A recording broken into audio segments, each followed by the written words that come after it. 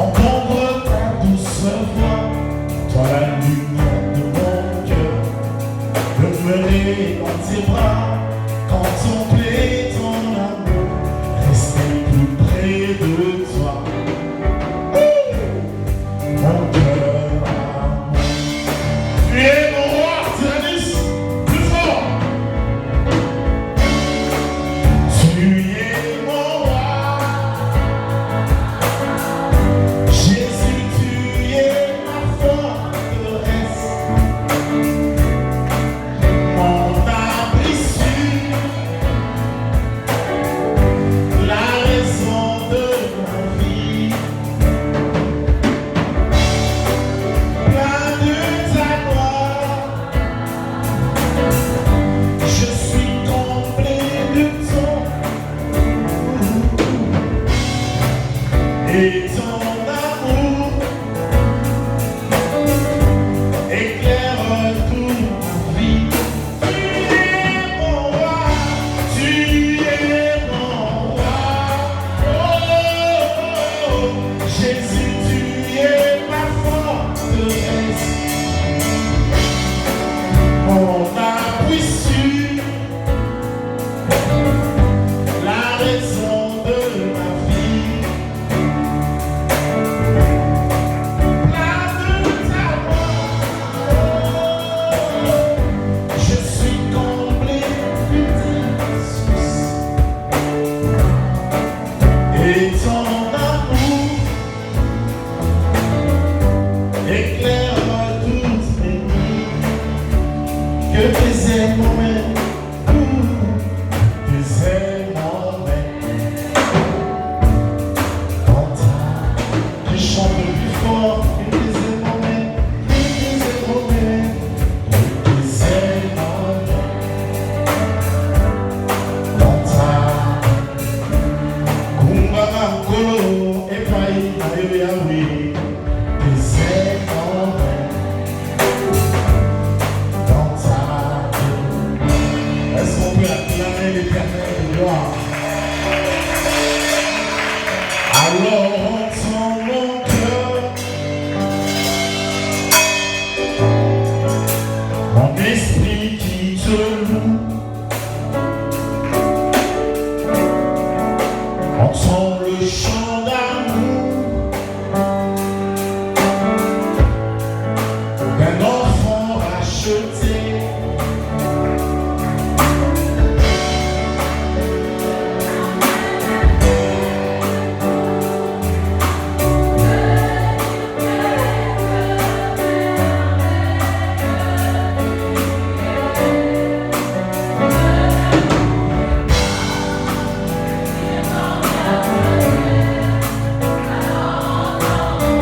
Tu peux le faire plus fort. Alors, entends mon cœur.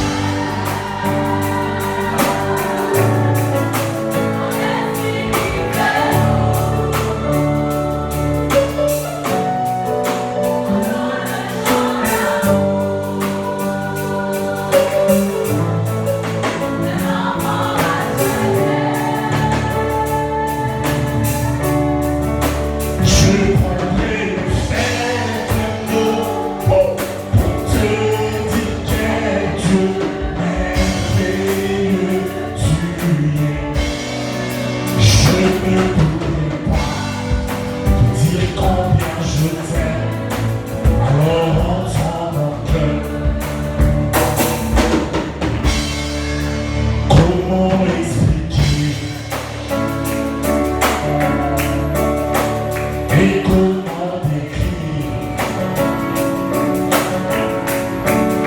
un amour si grand, si puissant que l'on ne peut le contenir. Tu sais mes espoirs, Seigneur, tu sais mes craintes. Et mes mots sont bien trop petits pour dire tout l'amour que j'ai pour toi. Alors entends mon cœur, Yahvé. Alors entends mon cœur.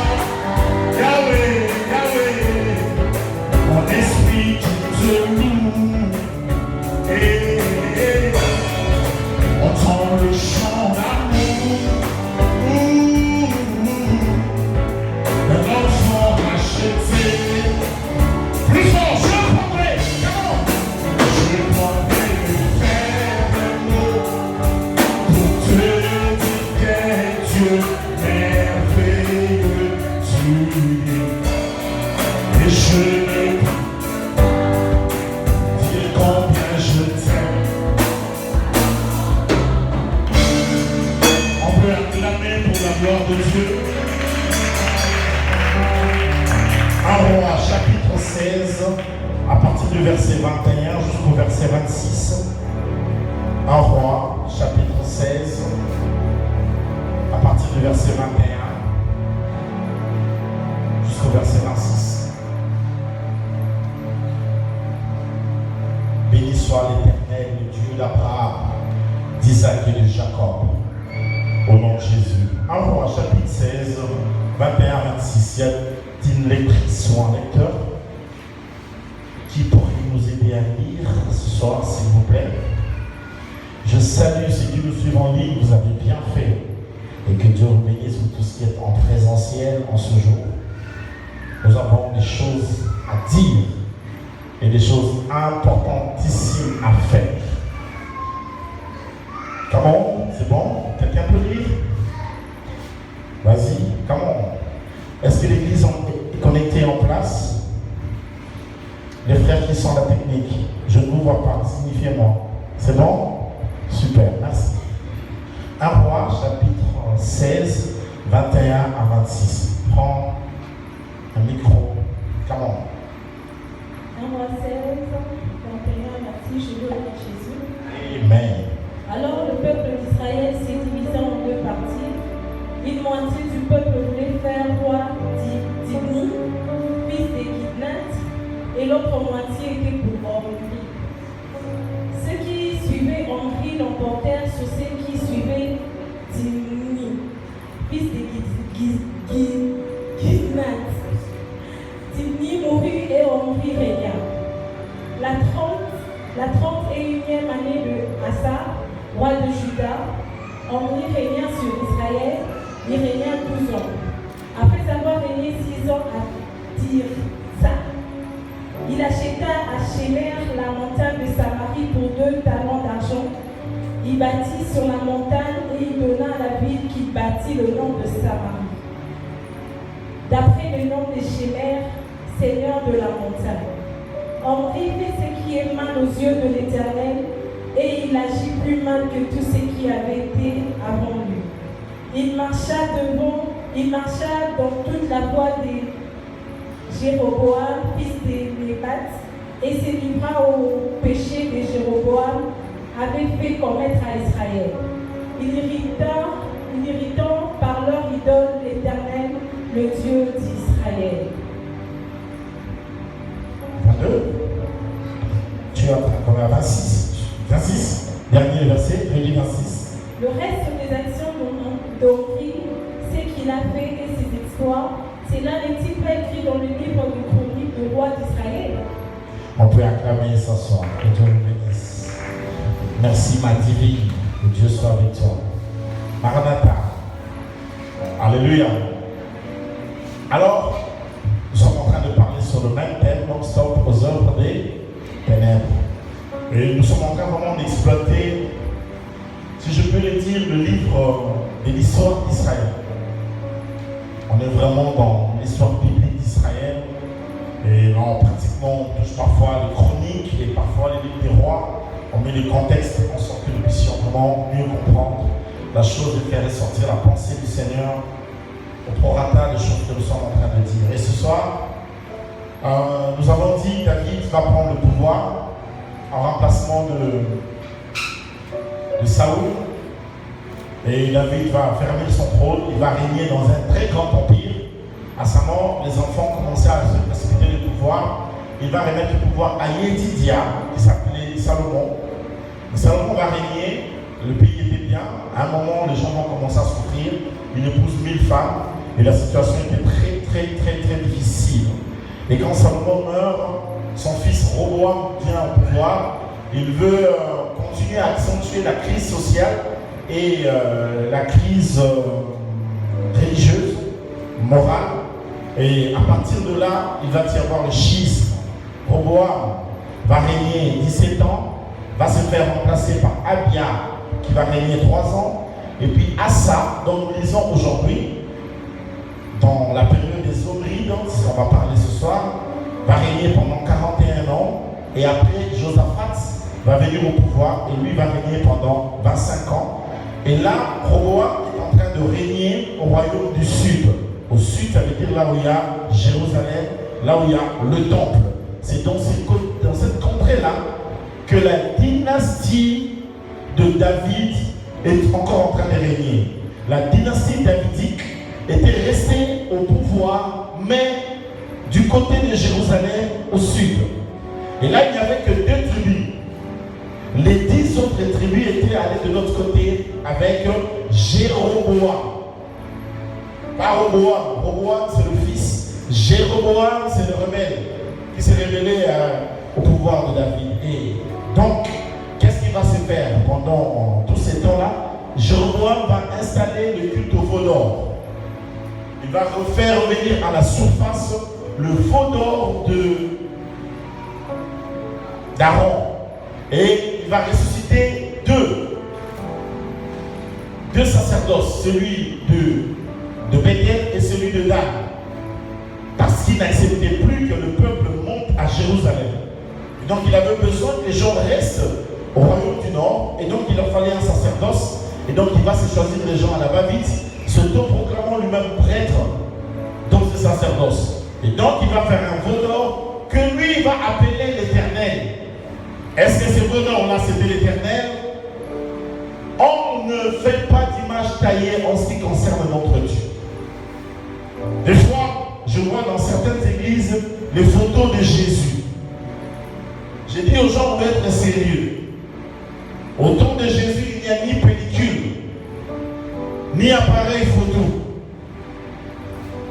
Il n'y a pas de iPhone 13 au temps de Jésus. D'où est-ce que ces gens-là ont pris sa photo? Vous savez, le gars là qui a fait le film de Jésus, l'italien là, dernièrement, il a réclamé, il a dit arrêtez de lui prier. Parce qu'il y a des gens, quand ils prient Jésus, quand ils ferment les yeux, ils voient l'italien là, je ne sais pas si c'est de quelle nationalité. Parce qu'il y a un Jésus américain aussi dans le film. Vous voyez le Jésus là qui a les yeux bleus. Jésus aux yeux bleus. Alléluia. Et bientôt il devrait y avoir un Jésus africain, un Jésus chinois. Et je ne sais pas pourquoi les gens font toutes ces choses. Alléluia. Le culte de Dieu est un culte en esprit. Le culte d'Abraham, c'est le culte de la foi. Sans rien.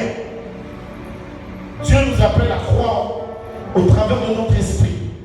Nous le voyons à l'intérieur.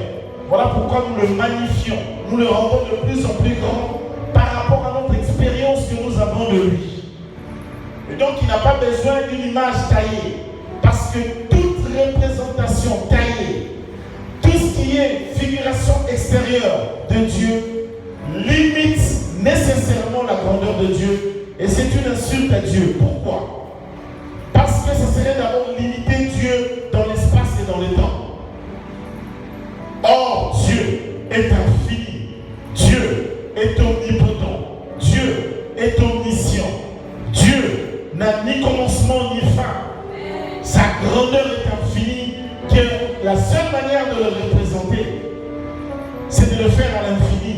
Or, un infini ne peut pas représenter l'infini, cependant, ne le représente pas, ne fait jamais l'image taillée pour lui. Il n'en a pas besoin.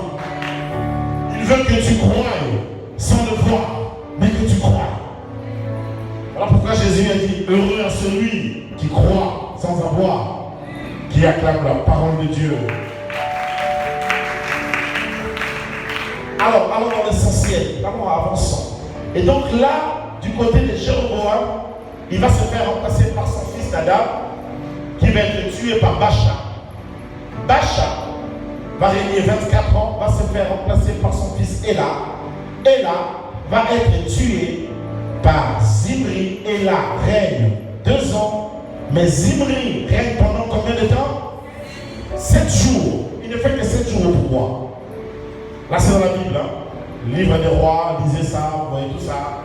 Et Zimri règne 7 jours. Et quand Zimri règne 7 jours, Zimri tue Éla. Il croit avoir le pouvoir pour régner. Alors dites-moi, parce qu'on en a parlé hier, comment est-ce que Zimri est mort? Il est mort comment? Calciné dans le le palais royal. Parce que Omri, qui était aussi un général, un chef militaire, a dit je ne peux pas accepter que ce petit-là, Zimri, puisse prendre le pouvoir. Jamais. Le pouvoir est à moi. Et quand Omri va venir, là-bas aussi Timni va dire non, non, je ne peux pas accepter que ce soit Omri. Moi aussi je cherche le pouvoir. Et le royaume du Nord va se diviser en deux. Donc on va avoir 3 pays sur un même sol. Dans le royaume du Nord, il y a le côté des Omri, le côté des Timni, et puis de l'autre côté, c'est Juda, Jérusalem. Donc 3 pays dans un même pays. On a expliqué hier comment la division parfois dans une famille peut se faire. Tout le monde veut le pouvoir, tout le monde veut le bien.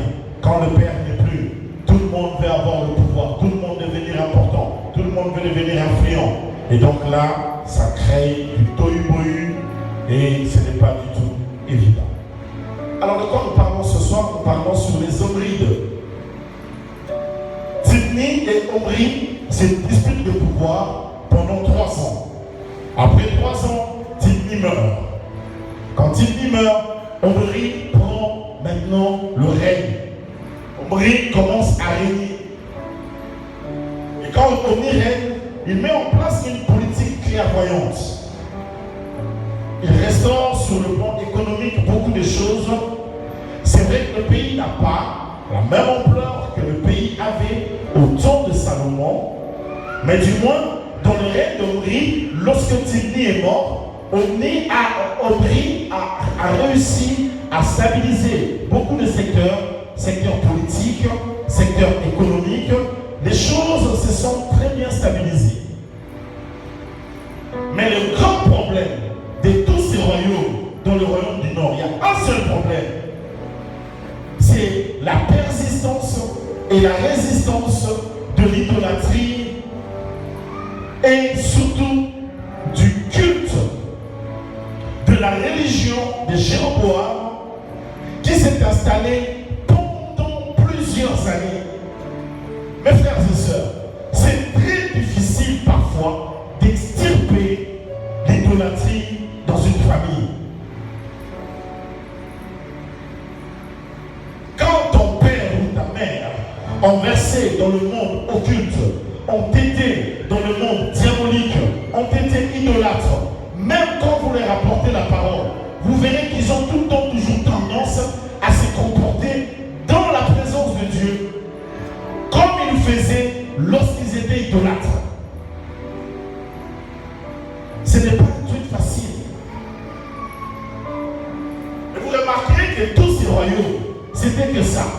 Ils avançaient, ils perçaient et tout ça. Mais le péché, c'est pourquoi faites attention de ne jamais introduire dans ton foyer, dans ton couple, dans ta vie, un feu étranger. N'amenez personne d'autre que Jésus. N'amenez aucune autre divinité dans votre maison. Parce que la suite ne sera pas évidente. Tu ne pourras pas suivre après. Et quand ces esprits sont installés, plusieurs temps après, le règne de ces esprits continue. Les problèmes continuent dans les enfants. Parce que ces esprits-là, même quand on voit Jéroboam est mort, mais on voit que sa religion continue à persister. Il en est ainsi de la réalité spirituelle. Et c'est la raison pour laquelle il y a beaucoup d'enfants de Dieu qui ne sont pas possédés, qui sont menacés, ou alors qui vivent certaines pauvretés, non pas dans la possession, mais dans l'oppression. Vous comprenez la différence? La possession et l'oppression sont 2 choses différentes. Si ton père ou ta mère ou dans ta famille, les gens en surfant, même ton mari, à surfer dans l'occultisme, quelles vont être les réalités? Les réalités seront telles que tu devras parfois être soumis à certains défis. Ces choses-là ne te possèdent pas. Ça veut dire que dans la possession, il y a le contrôle d'un démon dans l'âme ou dans la vie d'une personne. Mais puisque Christ est en toi, tu n'es pas possédé, non. Mais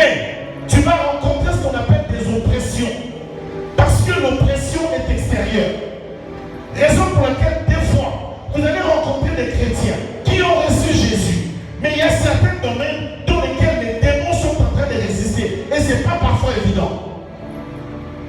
Vous risquerez de croire qu'ils sont possédés. Non, ils ne sont pas possédés. Ils sont remplis du Saint-Esprit. Ils sont sauvés. Ils ont Jésus. Ils parlent en langue. Mais le fait est tel que l'esprit là refuse de partir parce qu'il s'est dit appartenir à cette famille. D'autant plus, c'est un esprit qui était élevé pendant plusieurs générations dans cette famille. Et cet esprit va résister.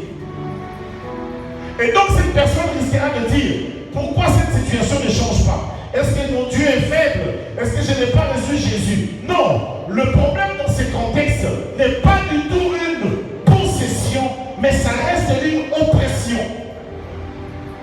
Si vous avez été, par exemple, vendu dans une réalité de mari ou de femme de nuit, tu peux recevoir Jésus.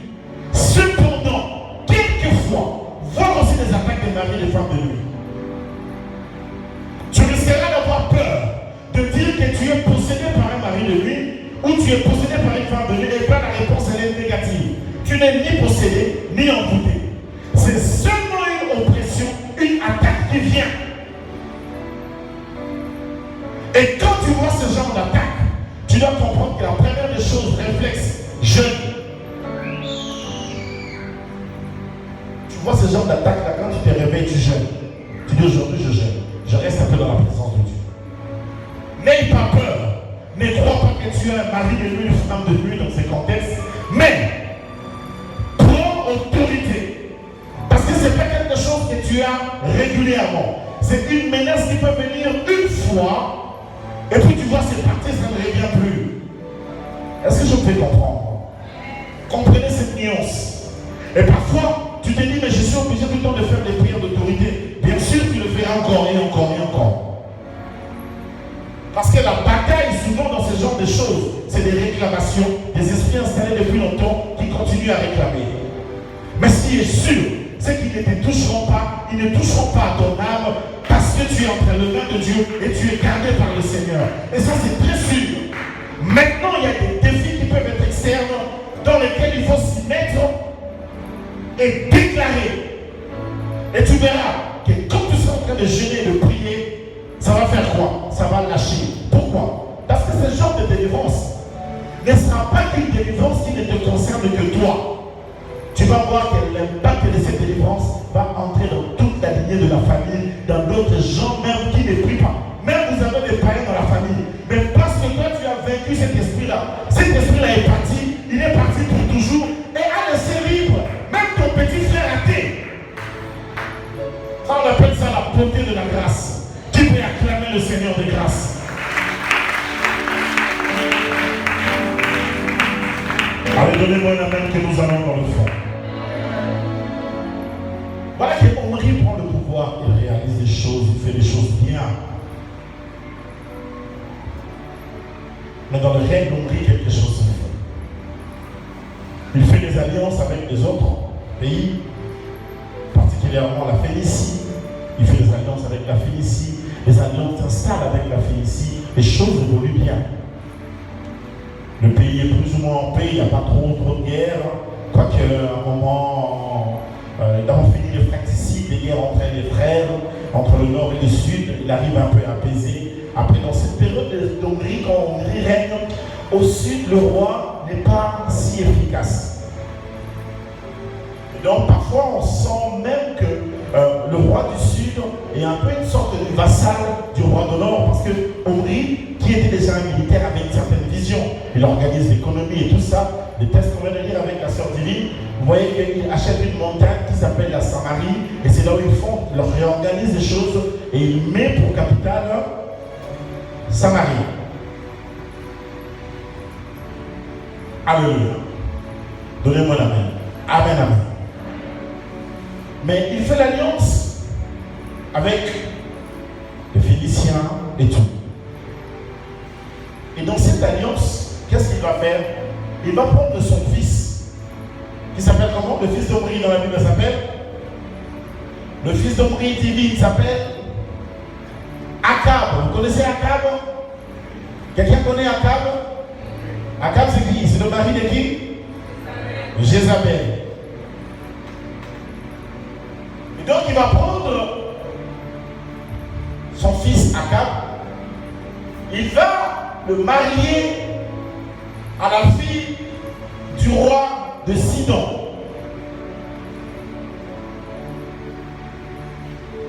Et quand la fille du roi de Sidon se marie à son fils Akab, la fille du roi de Sidon, phénicienne, s'appelait Jézabel. Et cette femme est venue en mariage. Quelque temps après, Omri meurt. Donc son fils Akab prend le pouvoir. Mais le problème d'Akab, c'est qu'il est d'humeur faible. Il est moralement faible. Il a une femme qui domine sur lui. Et cette femme-là est une vraie zélatrice de son Dieu. Elle croit à un Dieu qui s'appelle Baal. Le féminin de Baal, c'est qui? Astarté. Dieu te bénisse. Ah là là, j'aime bien ça. Donc, il y a le Baal phénicien qui vient s'installer en Israël avec sa jumelle, si je dois le dire, Astarté. Dans chaque mariage, il y a une importation de la spiritualité. Je dois répéter ça. Lorsque vous vous mariez, mariez-vous dans le Seigneur. Si tu veux te marier à quelqu'un qui est dans les ténèbres, en croyant que toi tu es le Saint-Esprit et que tu as la capacité de le convertir, tu es certainement en train de te tirer une balle dans le pied. Certainement. Et quand Jézabel vient, Jézabel ne vient jamais seule. Regardez comment se font les mariages chez vous. Tout ce qui est coutumier. Il y a parfois, hélas, des choses. Frère, si tu as l'argent, donne seulement l'argent. L'Église, j'ai évalué toutes vos choses ici. En réalité, ça coûte $3 000, mais bon, je vous donne $5 000. Vous allez acheter vos choses.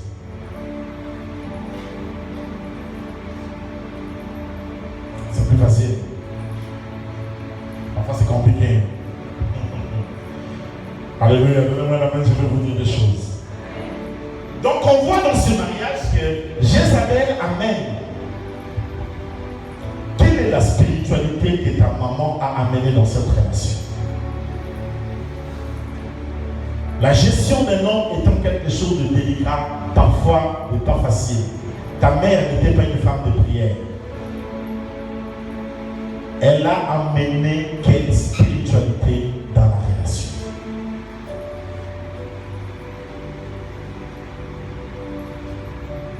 Si ta mère était une femme de prière, d'accord.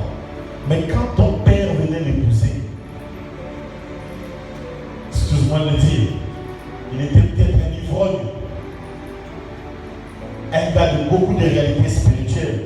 Quelle est la spiritualité que ton père a amenée dans la relation du couple avec votre mère?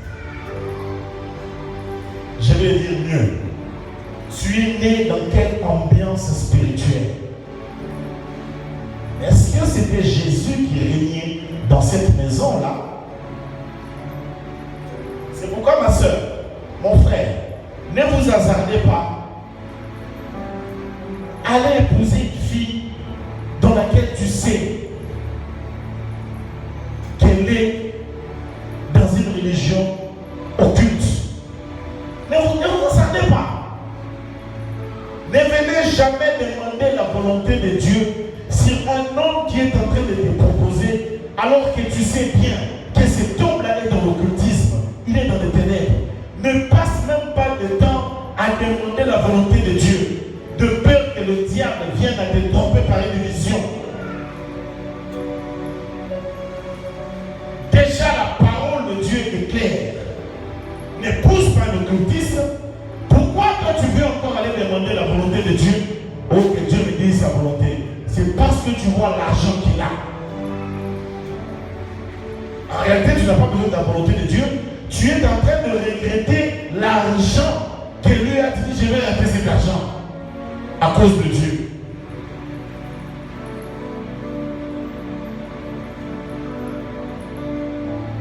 Alléluia. L'argent, c'est Dieu qui le donne. Tu vas entrer dans un truc qui va être très compliqué avec l'occultisme, avec le noir. Tu vas perdre ta vie. Tu peux perdre ta vie. Tu seras obligé de perdre tes enfants parce que lui doit se maintenir dans le succès. Quand il cherchera à sacrifier, il n'ira pas ailleurs.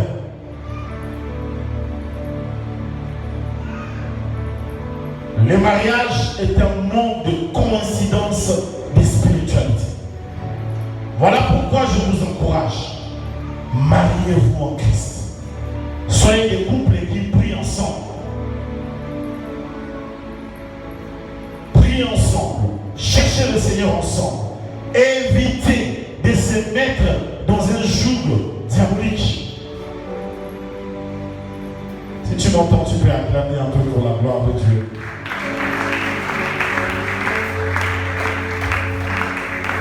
Alors on va avancer. La spiritualité des mères dans une maison est très importante. Lorsqu'une maman prie, la maison est en paix. Lorsqu'une maman sert Dieu, vous allez voir la répercussion dans les enfants. Je suis le fruit d'une femme de prière, d'une femme servante. Donc je le dis autant par expérience et je vous le dis par la vérité. C'est pourquoi maman servait l'Éternel.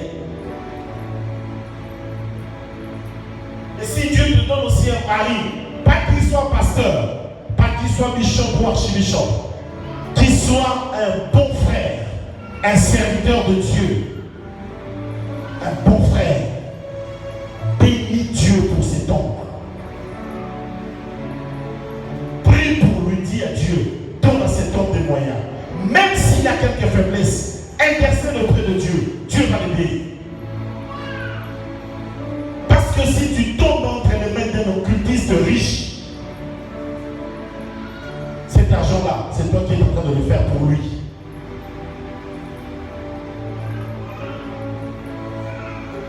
Et quand une femme sait porter ses enfants dans la prière, vous allez voir que les enfants des femmes, tu vois pourquoi quand je vous dis ma soeur, écoute-moi ma soeur, sers Dieu. Quand il y a une femme à côté de toi, dis-lui sers le Seigneur, dis-lui ça. Il ne sait pas c'est moi. Non, elle n'a pas écouté. Dis à deux sœurs, sers le Seigneur, sers Dieu, sers Dieu.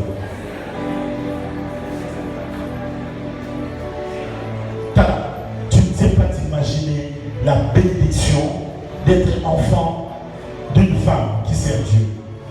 Votre mère n'est pas millionnaire, elle n'a pas de grande richesse, mais elle vous a donné Jésus. Bénissez Dieu pour cette maman-là. Acclamons pour la gloire du Seigneur.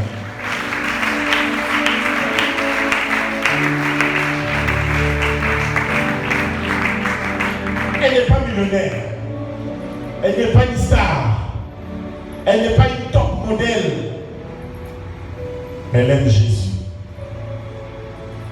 Les enfants qui restent entre les mains des femmes, qui tiennent la Bible, qui élèvent leurs mains, ces enfants-là grandissent différemment. Parce que, hélas, parfois, nous les hommes, on est ailleurs souvent. On est parfois Congo, il y a moins sur Azanaïs. Aux ça, la maman des rêves. Au coup, on a Jack Busquets.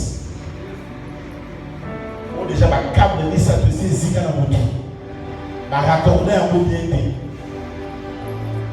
Courez sur les nations bien déplacées. Dans le Jack ça. On l'est. Allez, donnez-moi la même que j'avance. Je n'entends pas donner la même fort que j'avance. Alors, je s'appelle la même le bal Félicien.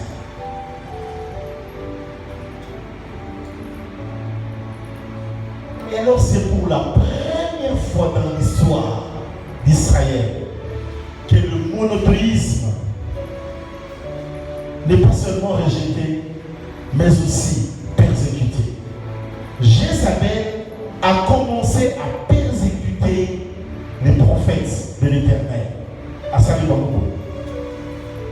C'est là où vous lisez tous les récits entre Élie, Élisée, Michée. Ça s'est fait dans toute cette période-là. Jézabel, elle traquait les prophètes. Elle faisait tuer les prophètes. À un moment même, elle a voulu tuer Élie. Vous connaissez le texte. Élie a fui. Parce que c'était une vraie zélatrice. De qui?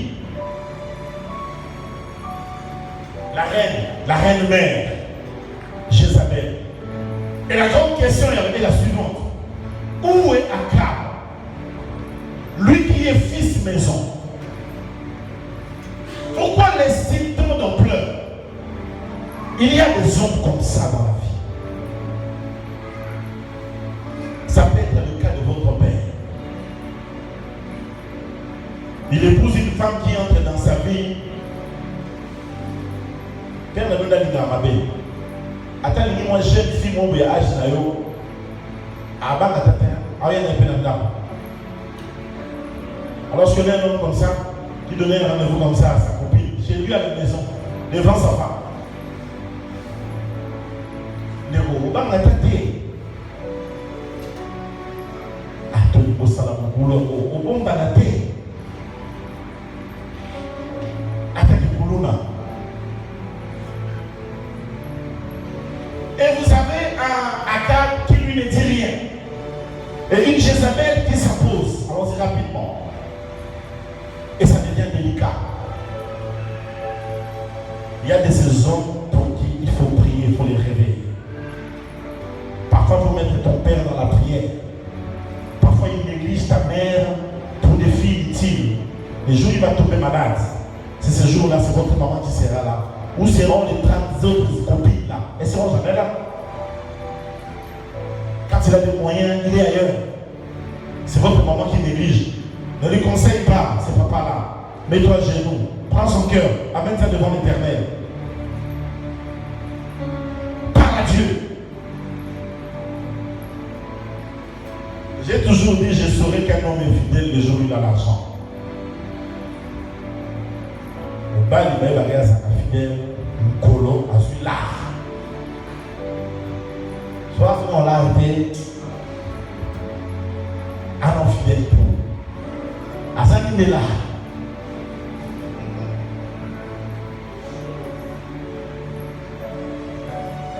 Alléluia. Donnez-moi un amen. On va avancer. Et là, Akab est dominé. Tu peux grandir dans une maison où le papa est dominé. Et puis il y a des hommes qui aiment ça. Il trompe tellement sa femme, il laisse à la maison sa femme le dominer parce qu'il sait que dehors, lui il a ces choses qu'il est en train de faire. Il s'en fout. Domine sur moi, domine sur moi. Voilà, maman a vu dans un domination qui a no ko. La simamou n'a pas tout ça là. Ah Seigneur. Que Dieu aide nos parents. Lève ta main et dis avec moi au nom de Jésus. Seigneur, touche dans la famille mon père et ma mère. Au nom puissant de Jésus. Tu peux acclamer un peu pour la gloire de Dieu. Est-ce que je peux avancer? Alors, qu'est-ce qui va se faire? On va aller rapidement. Parce qu'on va maintenant prendre le sujet de la prière puisqu'on va prier. Jézabel amène ses prophètes. Elle installe un sacerdoce. Elle bâtit un temple en Israël. Quelle zèle! Nous voulons que nos filles, nos mamans soient autant zélées pour Jésus. Le problème souvent c'est quoi? C'est que peu de femmes, des enfants de Dieu, des filles de Dieu sont aussi zélées. Jézabel avait une vision pour son Baal. Elle était zélée pour Baal. Pour Baal, elle était prête à tout rendre pour Baal. Elle construit des temples, elle paye bien les prophètes, elle méprise les prophètes de l'Éternel, elle les traque, elle les tue. Mais les prophètes de Baal sont bien. Mais là, la religion de Baal va avoir un premier obstacle. C'est la religion de Jéroboam. Les prêtres de Jéroboam commencent à se fâcher sur le prêtre de Baal. Ils disent non, ça c'est notre place. Alors, premier clash. Donc vous êtes dans une même famille, chacun avec sa spiritualité, chacun amène ce qu'il va mener. Il y a des maisons comme ça. Aujourd'hui où l'internet est devenu la porte d'entrée de l'occultisme, où il y a beaucoup de gens initiés via l'internet, tu peux avoir dans ta maison ton fils qui a 12 ans, très sorcier, très initié dans l'occultisme. Donc vous aurez dans une maison, maman avec ses choses, le fils de 12 ans qui est souvent devant les Harry Potter, en train de regarder les internets, derrière les David Copperfield, derrière les boîtes diaboliques comme ça, en train de suivre les magiciens, en train de suivre des choses comme ça, initié. La maman aussi a ces choses. Et donc si tu es un des enfants dans cette atmosphère, quelqu'un me comprend? Donc, ceux de la religion de Jéroboam étaient là. Le Baal phénicien était là. Il y a des maisons avec un mélange de spiritualité. Parce que, hélas, parfois, chaque corps a sa spiritualité. Vous pouvez être né de même père, même mère. Mais quand quelqu'un laisse le noir entrer dans son cœur, cette personne-là est un vrai ennemi. Même si vous êtes dans le même sang de père et de mère. 100%. C'est ton propre frère, c'est ta propre soeur. Mais mêlé à l'occultisme, Azali Sousoumoninga Nayote, il peut te faire du mal comme il peut faire du mal à tes enfants.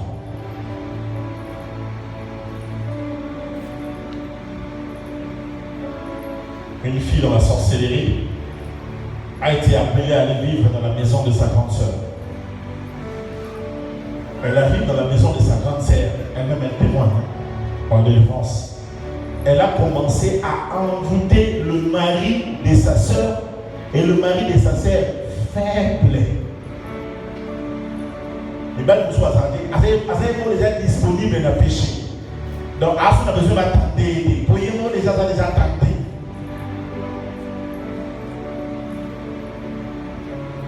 Il a commencé à sortir avec. Zéli peut traiter ses lignes. Écoute. Quand il va avorter, moi, je vais te dire que je vais faire. Encore, on va faire. Aujourd'hui, nous ne pouvons jamais. Attends, Katinga le Kolo, on a oublié matin le Grandam. Moi, on n'a pas beau de faire ses lignes à côté. Ce que l'on a dit dans la baisse de beaucoup des amis. Et l'on y a moins textuellement tatanaï.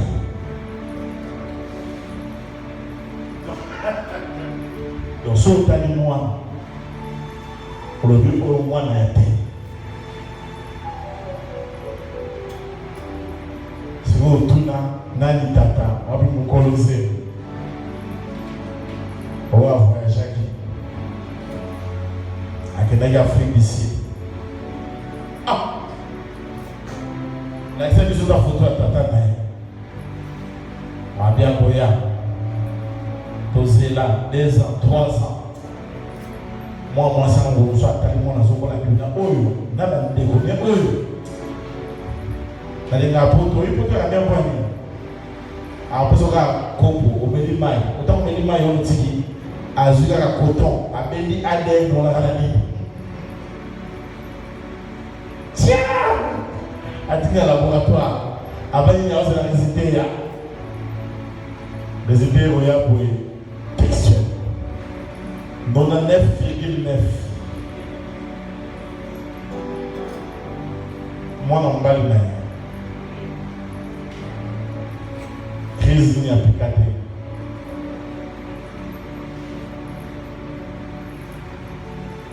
Alléluia. C'est calme, oui. Alléluia. Balançons pour la gloire de Dieu. Ah oui, je dois parler en français pour tous les gens qui me suivent en ligne. Allons-y rapidement. Là, on va prier. Je s'appelle Amen Baal. Or, le Baal, il faisait quoi souvent? Il s'est mutilé. Par zone 4. Il se font des incisions. au milieu des danses frénétiques. À côté de là, le culte de Baal se faisait avec des cérémonies, des extases. Ils tombaient en extase. Et ils passaient leur temps à boire du vin, ils doivent être ivres. Et demain, nous allons continuer cela. Mais il y avait une chose avant tout. C'est que Baal a une particularité. Lorsqu'on invoquait Dieu, les dieux de Baal, il faisait une chose. Souvent. La chose que Baal faisait souvent, régulièrement. C'était quoi? Qui connaît? Dis-moi. Il faisait descendre le feu. Baal, c'était une magie quand on fait un truc, ils invoquent, ils se coupent, ils font des incisions, le sang sort de leur corps. Banzolo konini bakata yo tangu yo botama. Quand tu nais, bakacho banzolo, ça veut dire qu'on prend ton sang. C'est la première offrande qu'on donne. Vous savez, quand tu as attaqué Moïse pour le tuer, c'était à cause de quoi? À cause de la circoncision. Parce que le premier sang devait être donné à Dieu. Donc quand un enfant naissait, 8 jours avant, on devait le circoncire. Donc on prenait le premier sang. La circoncision s'est faite sur l'organe de l'homme, le sexe de l'homme, n'est-ce pas? Et donc on circoncie. On donnait le premier sang. Or même la sémence qu'apporte un homme, c'est du sang. C'est spirituel, c'est toute une offrande ça. Et toi maintenant, tu nais, tu viens au monde, on te coupe le banzolo. Tiens. Tu crois que c'est nouveau? C'est une offrande du sang. On met cette offrande sur un autel spirituel. C'est pourquoi Jésus, c'est pourquoi on acclame Jésus de Nazareth. Avant de prier, Baal, quand on a invoqué, le feu descendait. Si j'étais à la musée du Louvre à Paris, si un jour vous venez en France, rappelez-moi que je vous emmène à la musée du Louvre. Je suis à la musée du Louvre, je suis allé là où il y a le Baal phénicien, Baal cananéen. Tu vas, tu trouves quoi? Il y a une baguette. Il a une baguette magique, une baguette de foudre. Azan a caqué, a si pas caqué dans le goût. Même dans la représentation de Baal, au musée du Louvre, c'est ça la représentation de Baal. Parce qu'il faisait descendre le feu. Alors Élie va venir faire un jeu. Le tournoi qu'Élie va leur demander, le match dans le match. Élie va leur dire, alors, le Dieu qui va répondre par le feu, c'est lui-là qui est Dieu. Les prophètes des baladiers et les assemblées. Eux n'avaient jamais vu l'Éternel faire descendre le feu. Donc, quand Élie leur fait cette proposition, c'est à l'avantage de qui? De Élie ou bien de Baal? Parce que Baal fait ça tout le temps. Il est baptisé, Élie est pour la bombarder. Les rois étaient là. Jézabel était absente. Ils sont allés à la montagne. Ces jours-là, ils ont invoqué. La dernière incantation. Bien aimé, le monde spirituel des ténèbres, ça existe, frère. On va prendre des choses à la légère. Baal faisait descendre le feu. Jézabel ne croyait pas en Baal en plaquant. Parce qu'elle avait les démonstrations. Elle voyait les choses. Et ces jours-là, ils ont demandé le feu devait descendre. Le feu ne descendait pas. Et Élie a commencé à se moquer d'eux. Il leur a dit, priez. Parce que vous lisez ça en français. Lisez ça en hébreu. Tu sais qu'Élie, pour dire en hébreu, il dit, certainement que Baal est en train de faire sa toilette. Il a la diarrhée. Donc, quand quelqu'un est en train de faire la diarrhée, même si tu lui appelles dans le téléphone qui est là-bas au salon, il ne va pas sortir. Ça gagne la diarrhée, frère. Au bout du matin. Élie, c'est moi qui dis, mais il fait sa toilette. Il est trop occupé à ça. Il n'a pas le temps pour venir. C'est que beaucoup d'enfants de Dieu ne comprennent pas. C'est que Baal était capable de faire descendre le feu. Mais le problème, c'est la présence de celui qui s'appelle le feu dévorant. Celui qui était au rendez-vous était plus grand que la puissance de Baal. Ces jours-là, Baal a y a l'Éternel là-bas. Et ce soir, je te dis que l'Éternel est au milieu de nous, que l'Éternel est avec toi, et que tous ces balles phéniciens, installés, tous ces occultismes, ce soir, seront brûlés au nom de Dieu. Alléluia. C'est pourquoi on va prier ce soir. On va s'occuper de la mauvaise spiritualité que ta grand-mère a amenée, qu'elle a donnée à ta mère. Et parfois, quand tu vas au mariage, ta mère te dit, moi, la maman, au moins, nous, on a ça dans notre famille, mais ça un peu pour le mari. On va brûler ces choses au nom de Jésus. Ton père a amené une spiritualité, ou ton beau-père, il a donné ça à ton mari. Et ton mari est dans une famille où ils ont une spiritualité qui s'invoque. Prends ces choses à légère. J'interdis que ces choses continuent avec tes enfants. Nous allons arrêter ça. Lève ta main, dis avec moi au nom de Jésus. J'arrête l'influence négative dans notre famille au nom de Jésus. Allez, tu peux prendre une minute. Reste assis, déclare d'abord. Arrête ça. Prie de cette manière. Pendant une minute. Même si tu me suis en ligne, prends une minute. Prie là où tu es. Au nom de Jésus. Alléluia. Omega.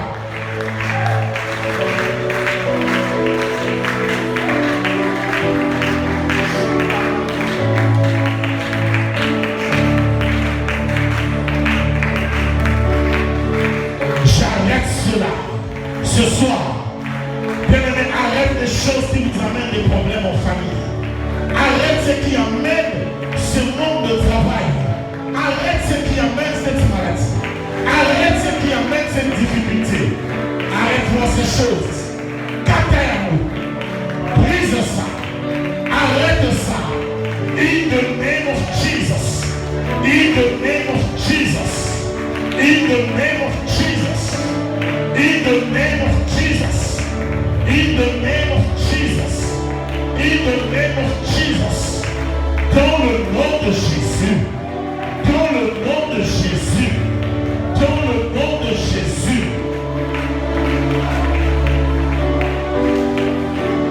J'arrête ça. Que ces choses s'arrêtent. Que cette influence néfaste s'arrête. In the name of Jesus. In the name of Jesus.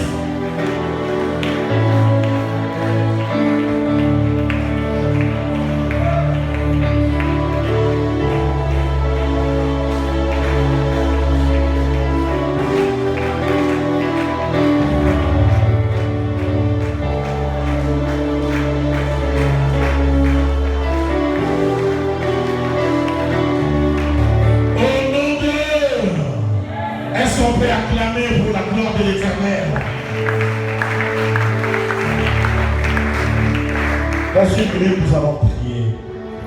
Quelle est l'influence que ton mari, ta femme, quelle est surtout l'influence que le père de ton mari, la femme, la mère de ton mari, ou le père de ta femme, ou la mère de ta femme avait amené dans la famille, dans le mariage?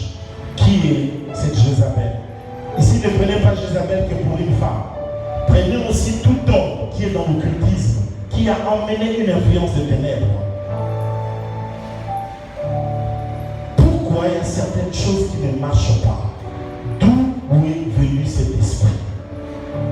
Alors, ce genre des esprits de Jézabel, des Baals, comme ils viennent avec le feu, leur feu pour détruire, nous allons aussi amener ce soir.